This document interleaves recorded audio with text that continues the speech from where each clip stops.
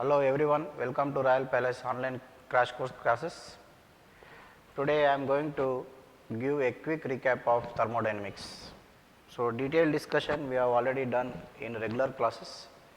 Now for your revision, just I will discuss the main concepts of a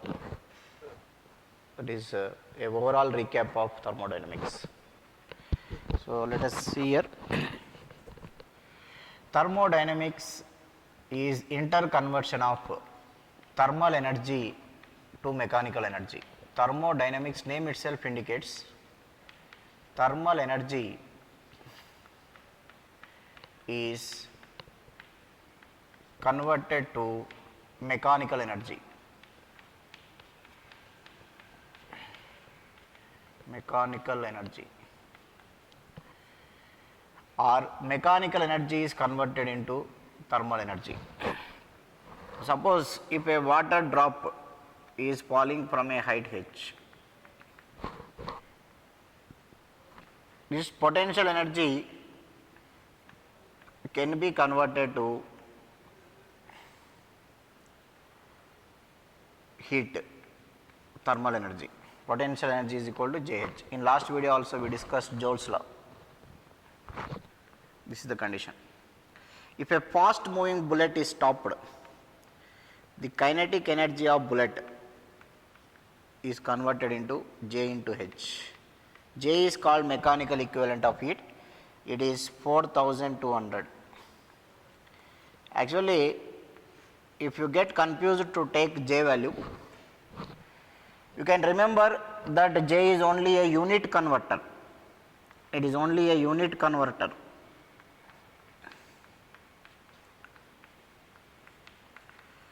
That means if all values are taken in SI units, you take everything in SI units, then no need to use the value of J. If heat is in calories, specific heat is in calorie per gram, then you have to use 4200. So let us take this condition only. Otherwise, you take a block of ice is fallen from certain height. On reaching the ground, it melts. That means M into L, it is the, when ice melts, the heat energy required is M into L, that is equal to mgh. Okay. M and M will get cancelled. The L value of ice, you know that it is 80 calorie per gram. If you take 80, here you have to substitute J value. Instead of taking 80 calorie per gram is there. 80 calorie per gram is there. This you convert into SI unit, then no need to use J value. 80 into 1 calorie is equal to 4.2 joules. 1 gram is equal to 10 to the power of minus 3 kgs.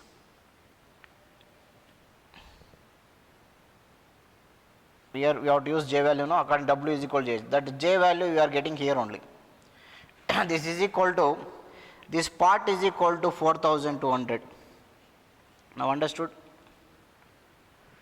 What is the use of J? Because sometimes students will get confused whether to use this side or that side. In problems, they will give. In problems, if L value is given in joules per kg, no need to use J value. Some people will use, even they give in joules per kg also, simply they will substitute W is equal to JH and they will get different answer. So, from what height it has to fall, means you can calculate. L is equal to GH, that is 80 into 4200 is equal to 9.8, or for easy calculation I will take 10 into H. And in exams you have to remember, unless and until they give in the problem take G is equal to 10, we should not take, because the accepted value of G is 9.8. For our convenience we will take 10. So H is equal to what height it has to fall? It is H is equal to 4200 into 8 meters. If it is falling from this much height, the ice block on reaching the ground, it is going to melt. So anything, work done against friction, mu mgs is also converted into heat, ms delta d or ml plus ms delta d. Okay. And next, after this, you have to study zeroth law of thermodynamics. Zeroth law. Why it is called zeroth law? Because it was discovered after first law of thermodynamics, and it is proved to be fundamental law. What it says is, if temperature of A is equal to temperature of B, if temperature of B is equal to temperature of C, that implies temperature of A must be equal to C. This is very simple law. If A is in thermal equilibrium with B, B is in thermal equilibrium with C, then A will be in thermal equilibrium with C. This is zeroth law. And next, first law of thermodynamics. First law of thermodynamics. First law of thermodynamics states, if a heat is supplied to a system or heat is taken out from a system, some amount of heat is utilized to change internal energy, some amount of heat is utilized to do external work, and work done in thermodynamics will take it as P delta V, that is P into V2 minus V1. This is about first law. This is nothing but a consequence of law of conservation of energy. It says that energy, heat energy, what you are supplying, some part is utilized to change internal energy of the system. Internal energy means the energy possessed by the potential energy and kinetic energy of all the molecules which are present inside a gas. And work done is P delta V, pressure into change in velocity. Now, again, this first law I will apply to different types of process. There are different types of process are there that we will discuss. First one is isobaric. So let us make one tabular column for that. It is better to make a tabular column.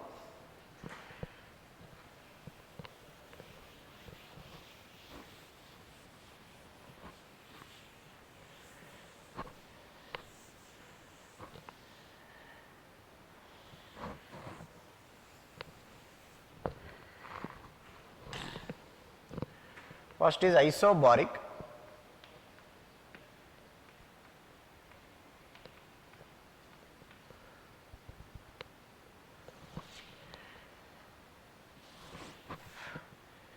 Next type is isochoric.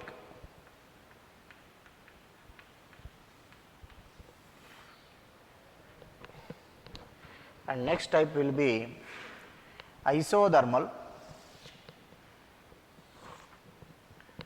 Isothermal.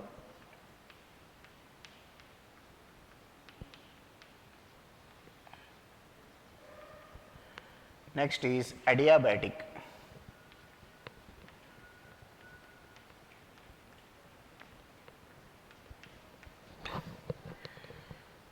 First, let us see the definitions of all these things.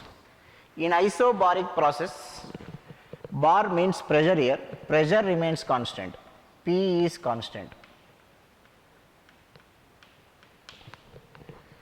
In isochoric process, volume is constant, V is constant. In isothermal process, temperature is constant, T is constant. In adiabatic process, total heat supplied or heat content of the system is constant, Q is constant. Next point, in isobaric process, pressure is constant, work done is equal to P delta V, volume changes. In isochoric process, work done will be equal to 0 because there is no change in volume. And for isothermal process, work done is equal to, there is one formula 2.303 nRT or RT log V2 by V1.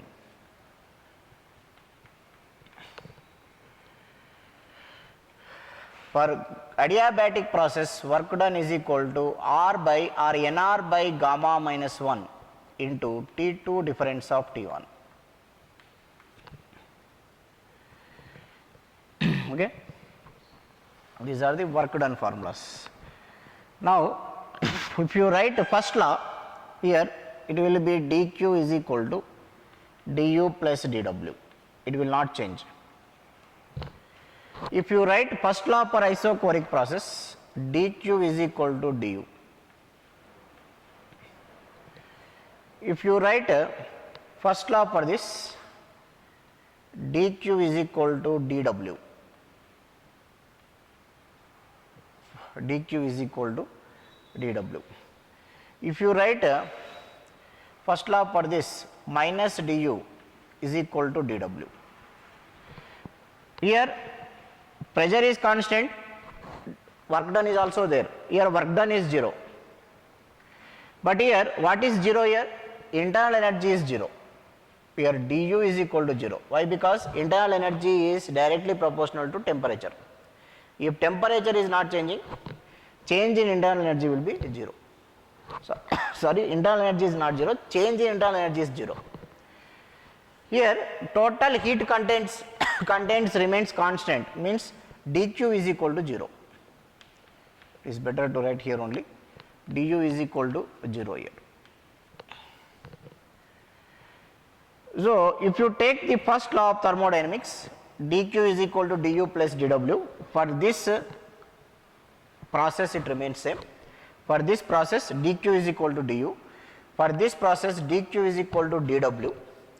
Here minus du is equal to dw. That means if work is done on the system,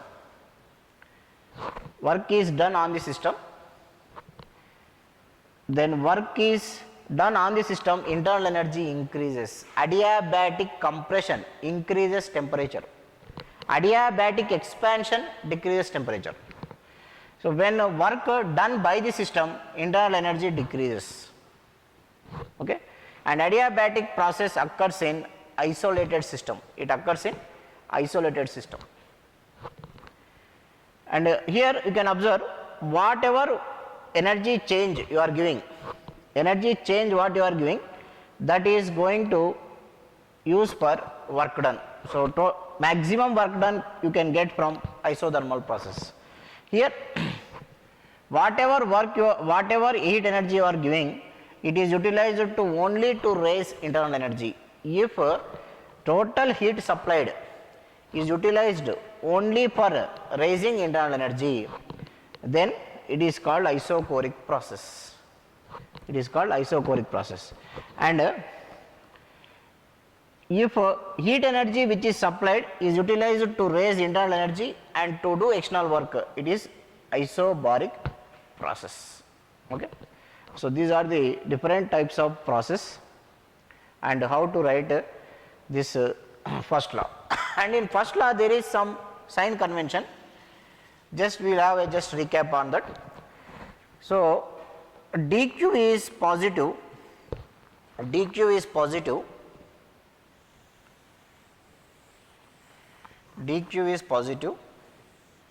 when when heat is supplied. dq means it is very easy to remember, dq means change in heat energy, q2 minus q1. q1 is initial heat, q2 is final heat. Suppose if I supply heat, q2 will be greater than q1, therefore dq will be positive. dq is positive when heat is supplied, when q2 is greater than q1. That means final heat is greater than second heat, final heat is greater than first heat. Next, du is positive, du will be positive when temperature is increased, when temperature is increased, T2 is greater than T1. T2 is greater than T1. When dW is positive, dW is P into V2 minus V1. dW is positive when V2 is greater than V1. So, when you compress the gas, work done is negative. When you take out temperature from the gas, internal energy decreases. So, these are the sign convention what you have to follow in first law. And next you have to discuss about gamma. So, here we introduced a new term called gamma. What is this gamma? And we will just remember some formulas for gamma, and adiabatic process follows a special law, that also we will discuss. Gamma is equal to Cp by Cv, specific heat at constant pressure by specific heat at constant volume. So, what is specific heat at constant pressure? You already studied in your theory classes. When you heat a gas by keeping pressure constant, that specific heat is called as specific heat at constant pressure. If you heat a gas with constant volume, then the amount of heat energy required to raise the temperature of 1 mole of a gas per 1 degree centigrade at constant volume is called Cv. Now, these gamma values will be different for different gases. First one, monoatomic gas. Monoatomic gas. Monoatomic gas means gas which contains one atom. For monoatomic gas, gamma value is, you can calculate by using the formula 1 plus 2 by F, where F is degrees of freedom. Degrees of freedom means in how many directions a gas molecule can have its energy. Degrees of freedom means in how many planes or how many directions a gas molecule can move. It is called degrees of freedom. For monoatomic gas, F is equal to 3, because it can move in 3 dimensions. So, gamma is equal to 1 plus 2 by 3. For diatomic gas,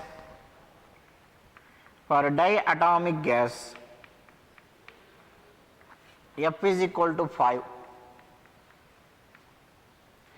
Then you will get gamma is equal to 1 plus 2 by 5. And next, Cp minus Cv. Cp minus Cv, if you again write,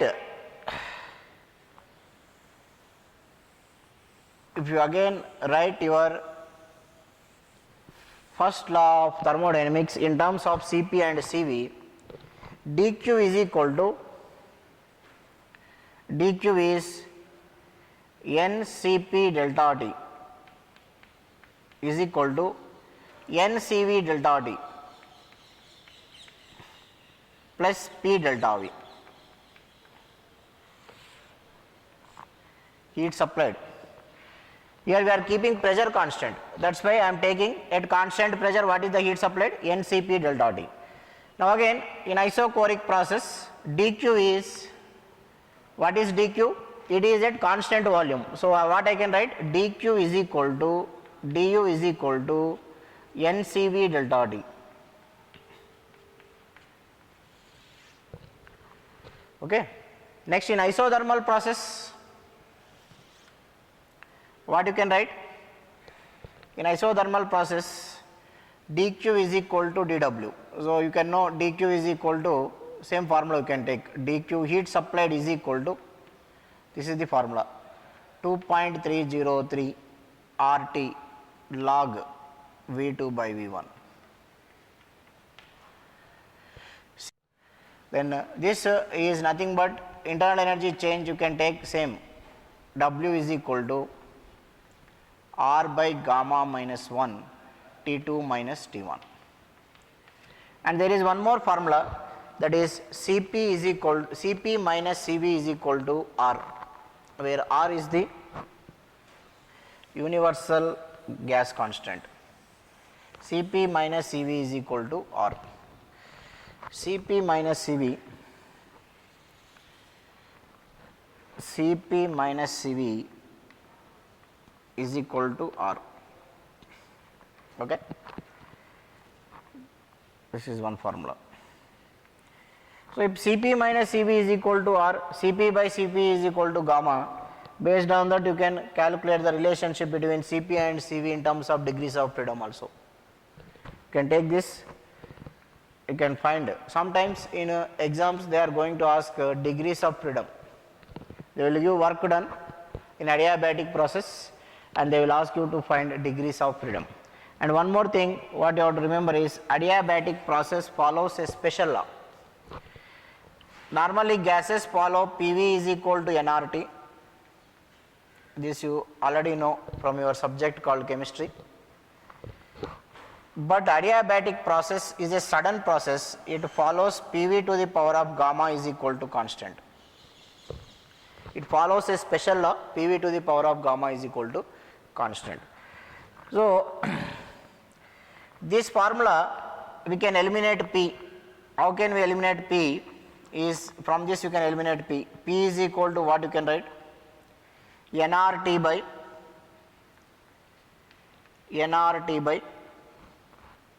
V. N and R is constant only. So in place of P I can write T by V.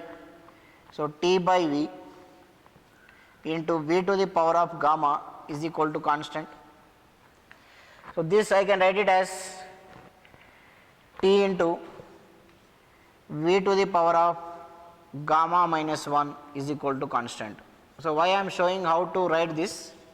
Because I can write all the three formulas directly. But the thing is, if you remember this formula, that is enough for your exams. In the exam you can eliminate this. In place of P you write T by V, because you can take this formula. In addition to this law, it also follows this law. So T by V if I write, so V power gamma by V power gamma minus 1 is equal to constant. Similarly, if you want to eliminate V, you can eliminate. V is equal to what you can write? V is equal to nRT by P. So T by P you can write here. T by P. If you eliminate V, P, T by P whole power gamma is equal to constant you can write.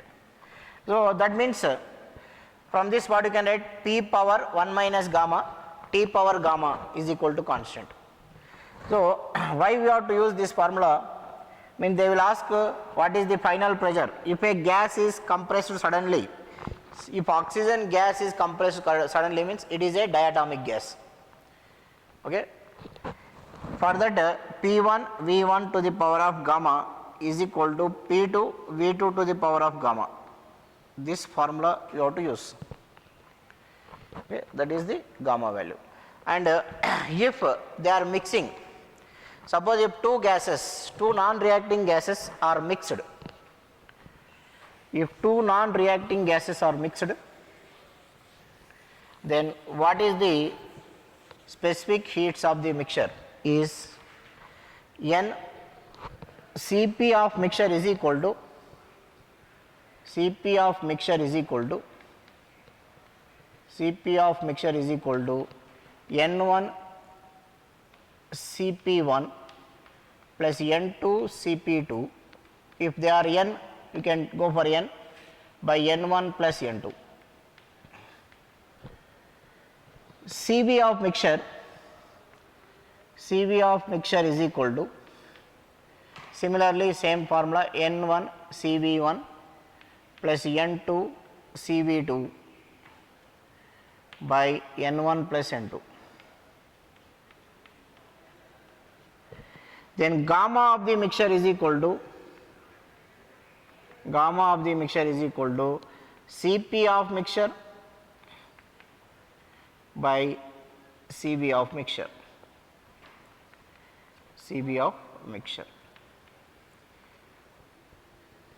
These are the concepts which come under first law of thermodynamics. Next, let us see second law of thermodynamics. Second law statement you know already because Carnot-Ingen derivation, famous question for your PUC, you have already done.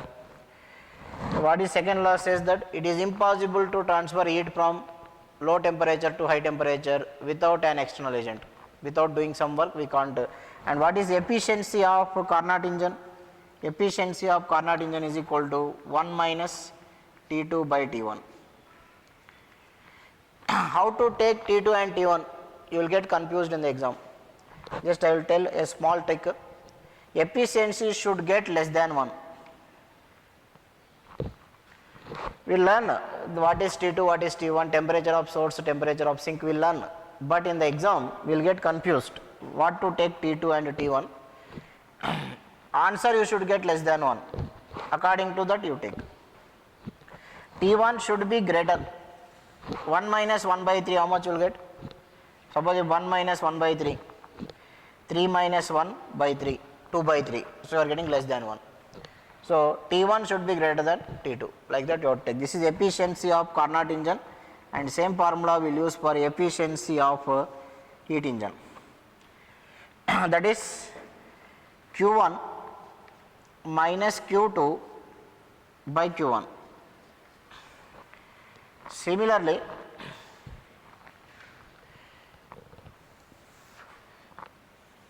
there is formula for coefficient of performance of refrigerator. Coefficient of performance of refrigerator formula is T2 by T1 minus T2, that is Q2 by Q1 minus Q2. Q2 by Q1 minus Q2. Coefficient of performance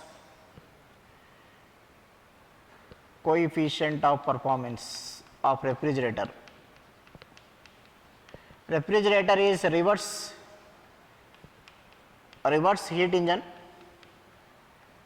Refrigerator is reverse heat engine and it rejects heat to the surrounding, that is equal to Q2 by Q1 minus Q2,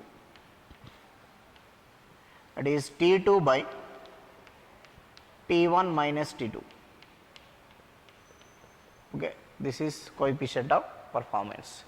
So this is all about the quick recap of thermodynamics. You can start doing the problems. If you have any doubts or any comments, you can leave in the comment section. Thank you for joining me. Please subscribe my channel and share the videos.